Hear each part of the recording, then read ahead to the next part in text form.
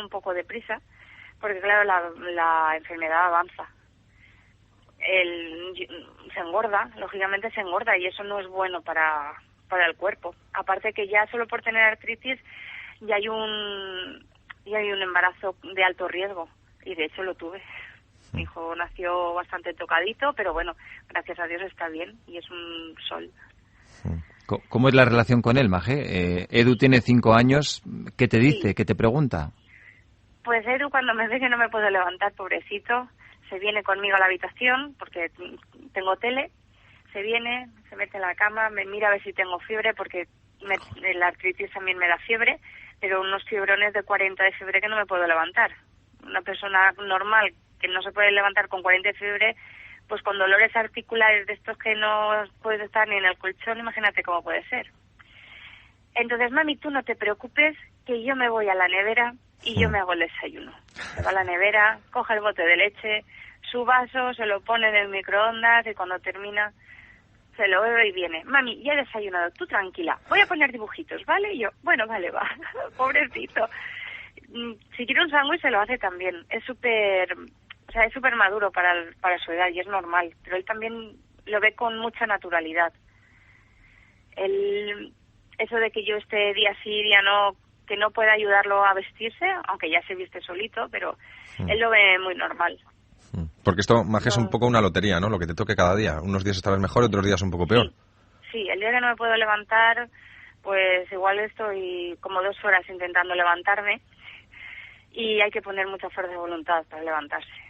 Porque realmente el tratamiento es muy duro, porque es a base de fisio y bueno, también están los de Quinton, que me han ofrecido el agua de mar, pura y dura, y bueno, ellos lo esterilizan, y bueno, aquí es quien se come el marrón de comérselo es el Centro Orión, que son mis fisios que me están tratando desde hace 3 años, y mi mejoría se nota. Yo tengo una inflamación y solo tengo que enviarles un WhatsApp y decirles socorro, que ya no me puedo mover.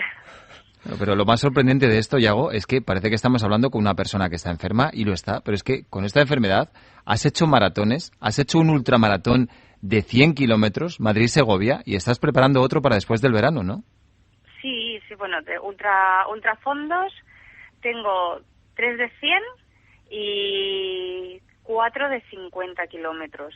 Y bueno, sí, ahí estamos. Tengo 16 maratones en las piernas, pero yo digo que el dolor no está en la cabeza, porque el dolor no está en la cabeza, porque aquí en este caso hay inflamación y hay lesión, pero es una señal de que estamos vivos y ya podemos dar gracias.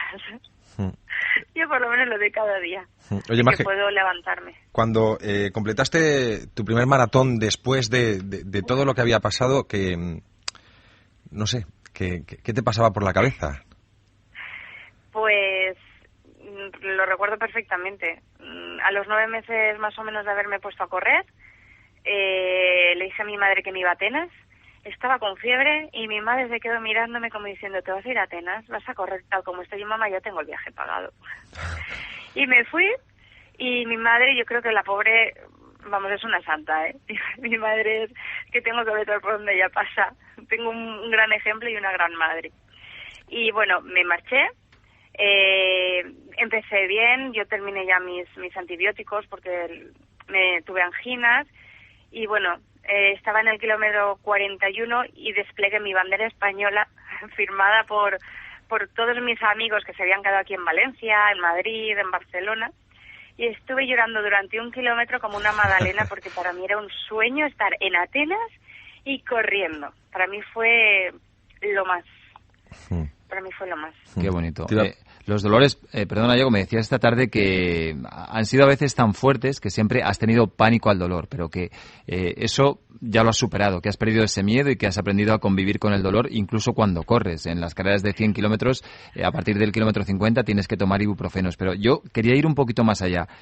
Los médicos están alucinando contigo, como es lógico, pero tú, ¿qué esperas del futuro? ¿Cómo te imaginas dentro de 5, 6, 8 años? Bueno,